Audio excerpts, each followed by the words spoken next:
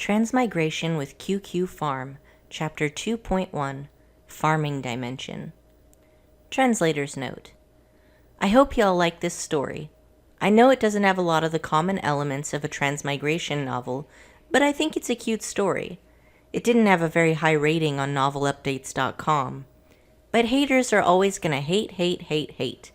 I still insist that it is a very cute story. It's a fast read and relatively easy to translate. Why did Dad get beaten up? The younger brothers and sister couldn't answer. Cheng Xiao was too scared to ask Mom, who'd been crying all day long, every day. The most important beam of the house had collapsed, and Mrs. Cheng had been crying day in and day out.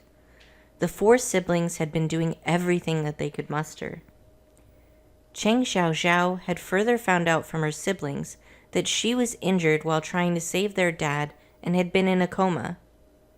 Cheng Xiao, who had the same name, came from a much later timeline and had somehow taken her spot and become this Cheng Xiao.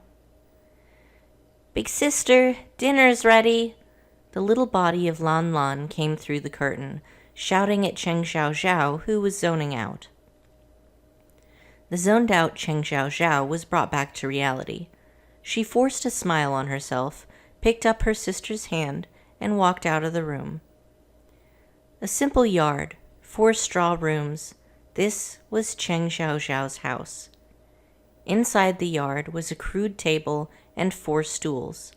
On top of the table was 5 crudely made steaming bowls. Lan Lan pulled from her grip and ran over to the table.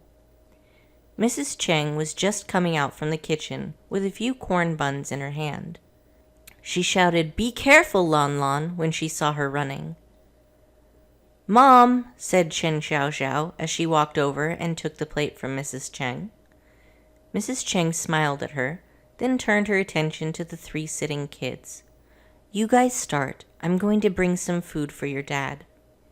"Mom, you sit and eat. I can take this to Dad." Mrs. Cheng turned back into the kitchen after she finished talking. Cheng Xiao sat down at the table. A bowl of porridge that was so clear you could almost see the bottom of the bowl, a few corn buns. This was all the food for their entire day. They ate 2 meals a day, once in the daytime, once at night. That's all the food they had. All the kids sat there in an orderly fashion. Even though they were a poor family, Cheng Xiao had noticed that every one of them had great manners, like they were from the noble class. Without any memories of the past, Cheng Xiao merely made a mental note of this observation. Looking at the starving siblings, each and every one of them were skin and bones. Cheng Xiao had mixed emotions. Half a month ago, she had more delicacies than she could eat. Now, all she could eat are these extremely simple foods. "Why haven't you guys started eating yet?" Mrs. Cheng, who just came out of the house, saw the kids waiting for her and gave a smile of comfort. She walked toward the seat reserved for her and sat down. "Mom, how's Dad?" Cheng Xiao was starting to get used to being around her new family, but Mother was the primary caretaker for Dad, so she has yet to meet him. The subject of her injured husband replaced the smile on her face with bitterness. Lightly, she replied, "Your dad's injury was quite extensive. Never mind the fact that we can't have a doctor to come and check on him. We can't even provide him with enough nutrients. How could he recover like this?" Nutrients?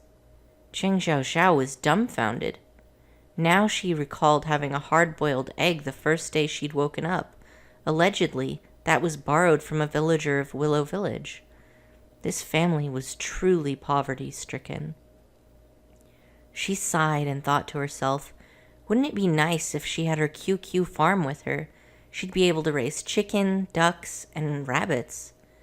Right when she thought about that, a mechanical voice rang in her head. "Host has QQ dimension. Run?" QQ dimension. Cheng Xiao's eyes widened suddenly. Her body started shaking uncontrollably. Right at this moment, She almost jumped up from the stool. She was beyond ecstatic.